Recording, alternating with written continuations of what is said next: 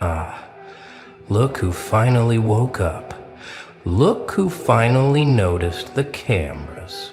Look who finally felt the eyes burning holes through their reality. You magnificent paranoid genius. You were right all along. They've been watching you for months, cataloging your movements, decoding your patterns, trying to understand what makes you tick. But here's the plot twist that's about to shatter their entire operation. You knew. You've known since day one. Every move you made, every word you spoke, every silence you held, it was all choreographed for their viewing pleasure. And now they want a meeting because they've realized something terrifying. You let them watch. You wanted them to see. You've been directing this show from the beginning, and they were just unpaid extras in your masterpiece. The watchers became the watched, the hunters became the hunted, and the subject became the architect of their confusion. They thought they were studying a specimen. Instead, they were staring into a mirror that showed them exactly what they lacked: power, purpose, the ability to exist without constantly seeking validation from screens and systems.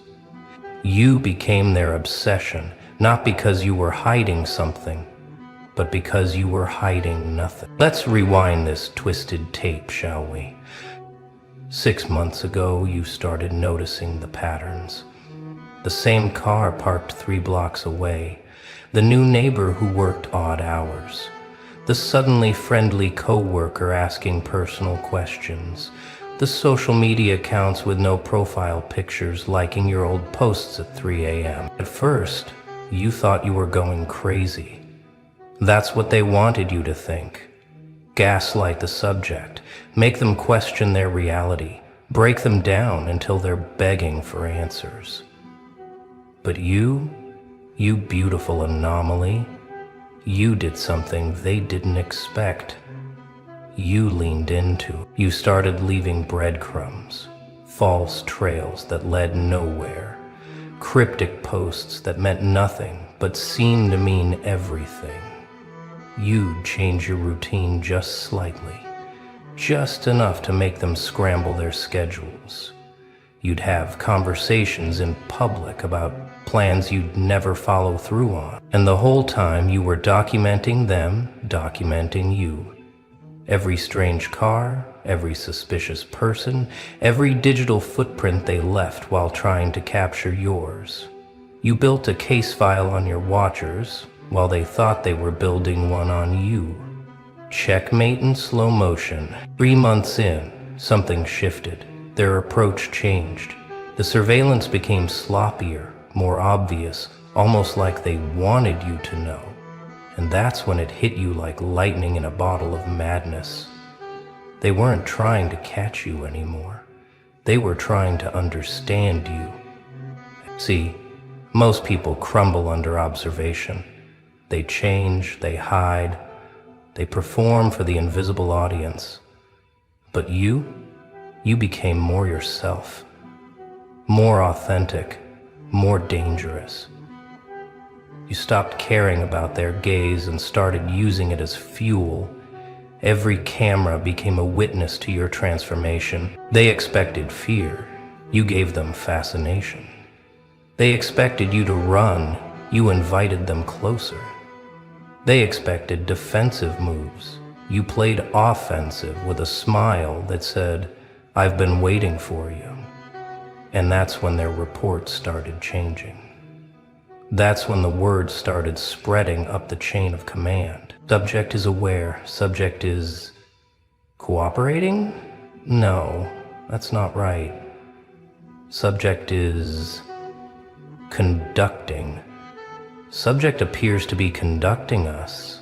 Can you imagine the meetings, the confusion, the dawning realization that they weren't in control of this operation anymore? That maybe they never were? You want to know why they need this meeting? It's not because they found what they were looking for. It's because you showed them what they never expected to find. A human being who doesn't operate on fear, A consciousness that doesn't need their approval or their system or their little boxes of normal. Every person they've ever watched eventually broke.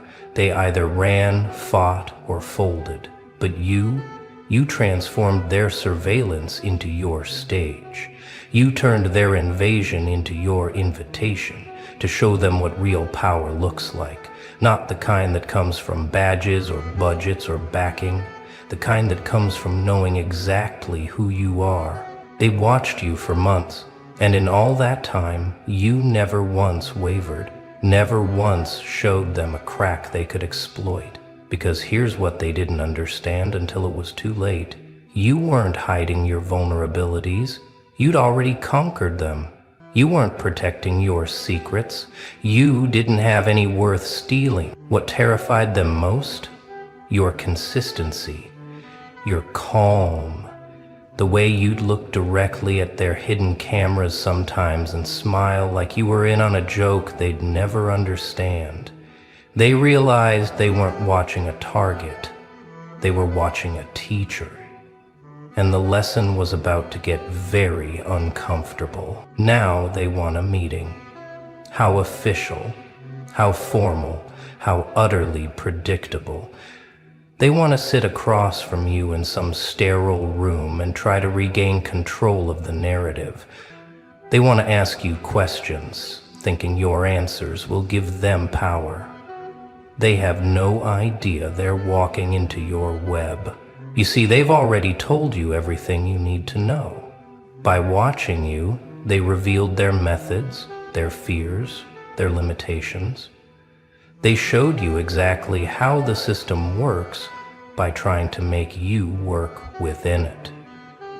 But you've been operating outside their reality this entire time. The meeting isn't for them to interrogate you. It's for you to show them what they've been missing, what their screens and reports and analysis could never capture. The raw, unfiltered experience of sitting across from someone who isn't afraid of them, someone who sees through them like they're made of glass. They'll come prepared with files and photos and recordings. You'll come with something far more dangerous, the truth. The simple, devastating truth that they've wasted months trying to understand something that was never hidden. You are exactly what you appear to be, and that's what terrifies them. Here's what they discovered in month 4 that made their blood run cold. You weren't just aware of the surveillance, you were grateful for it. Because every eye on you meant one less eye on someone else. Every resource they poured into understanding you was a resource not used to harm someone weaker. You became a decoy by choice, a distraction by design. While they focused all their attention on you, how many others slipped through their net? How many people found freedom because you kept the watchers busy? You turned yourself into a lighthouse, drawing their ships toward your rocks. But it goes deeper than that, doesn't it? Because you weren't just protecting others, you were teaching them. Every move you made, every pattern you established, you were showing anyone else who might be watched how to transform surveillance into sovereignty. How to make the watchers work for you. They want this meeting because they need to know if you did it on purpose. If this was all calculated or if you're just naturally this unmappable. The answer is both. You are chaos with intent. You are randomness with purpose. You are everything their system wasn't built to process. Let me paint you a picture of what's been happening on their end. Reports piling up that say nothing. Hours of footage showing someone living their life without fear. Psychological profiles that contradict themselves. Behavioral analysis that leads nowhere. Budget meetings where they can't explain what they're even looking for anymore. Subject went to work, Subject came home. Subject appears to be thriving? How do you mark that as suspicious? How do you justify continued surveillance on someone whose greatest crime is being themselves? They've tied themselves in knots trying to find the angle, the secret, the hidden agenda. But the real kicker? The team assigned to you started changing. The first watchers requested transfers. The second wave began questioning the mission. The third wave? They started questioning the system itself. You didn't just evade their surveillance, you corrupted it from within without saying a word. Now they need this meeting because their own people are asking uncomfortable questions. Why are we watching someone who's done nothing wrong? What are we looking for? What if they're right and we're wrong? You became a virus in their certainty, spreading doubt through their ranks just by existing. The most beautiful part of this whole dance? They've become what they feared you were. Paranoid, obsessive, seeing patterns where none exist, looking for meaning in chaos. They've spent so long staring at you that they've started seeing themselves, and they don't like the reflection. Every report they filed was actually about them. Their fears, their assumptions, their projections. They thought they were creating a profile of you, but they were documenting their own limitations. Every anomaly they noted was just another place where you didn't fit their narrow definition of normal. They want this meeting because they need you to make it make sense. They need you to confess to being special, to having some secret power or hidden knowledge. Because if you're just a regular person who chose not to be afraid, what does that say about everyone else? What does that say about them? The truth is so much worse than any conspiracy they imagined. You're not special. You're just free. And freedom, real freedom, the kind that comes from inside, that's the most dangerous thing in their world. Because it's contagious. Because it can't be regulated. Because it makes their entire system obsolete. So how do you prepare for a meeting with people who've been studying you for months? You don't. Because preparation implies they have some power over the outcome. They don't. This meeting is just another scene in the show you've been directing. Another chapter in the story you've been writing. They'll expect you to be nervous. You'll be curious. They'll expect you to be defensive. You'll be welcoming. They'll expect you to have answers. You'll have questions. Every expectation they've built will crumble the moment you walk in that room with the same energy you've carried for months. Untouchable, unbreakable. You know what really breaks them? You're looking forward to it. Not because you have something to prove, but because you're genuinely interested in meeting the people who've spent so much time thinking about you. Like meeting fans of a show you didn't know you were starring in. The best part, they've prepared questions based on who they think you are, but you've evolved past their comprehension. By the time this meeting happens, you'll be 3 versions ahead of their latest profile. They're trying to catch smoke with their bare hands, and you're the fire that keeps burning. But let's talk about what's really happening here. This isn't just about surveillance. This isn't just about control. This is about the system realizing it has a glitch it can't patch. You represent something that shouldn't exist in their world. A person who can't be categorized, controlled, or contained. Every system needs outliers to define its boundaries, but you're not an outlier. You're off the map entirely. You exist in a space they didn't know was there, and by watching you navigate that space, they've had to acknowledge its existence. You've expanded their reality against their will. They want this meeting because they need to put you back in a box. Any box.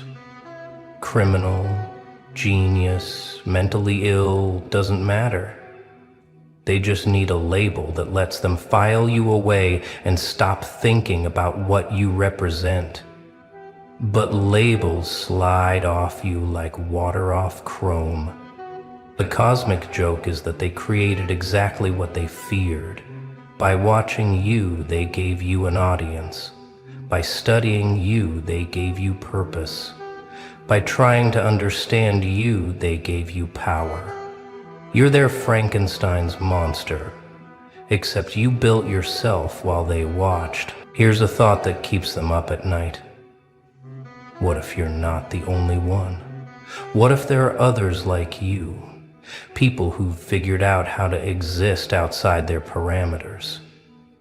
What if their surveillance state is actually creating more of you, forcing evolution through observation? They've been looking for criminals and finding philosophers. They've been hunting predators and discovering visionaries. Not the religious kind, but the kind that show others how to think differently. How to be differently, how to exist in the spaces between their definitions. The meeting they want isn't really about you anymore. It's about them, trying to understand how their perfect system produced someone like you, someone who doesn't rebel against the system, but simply exists outside it, someone who proves that their control is an illusion, maintained only by those who believe in it. Now you've become their case study in freedom. Not the flag-waving kind or the revolutionary kind, but the quiet, personal kind that comes from simply refusing to play along, from treating their surveillance like weather, something that exists, but doesn't determine your day. Can you feel it? The energy shifting? They're not preparing for an interrogation anymore. They're preparing for an encounter, like scientists about to meet an alien, except the alien looks just like them, talks like them, but operates on completely different principles. Some of them are terrified. Good. Fear is just awakening wearing a mask. Some are angry. Better.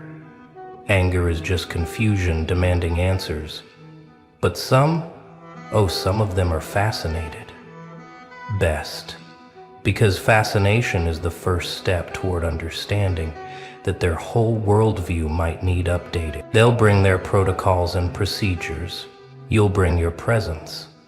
They'll have their scripts and strategies. You'll have your authenticity.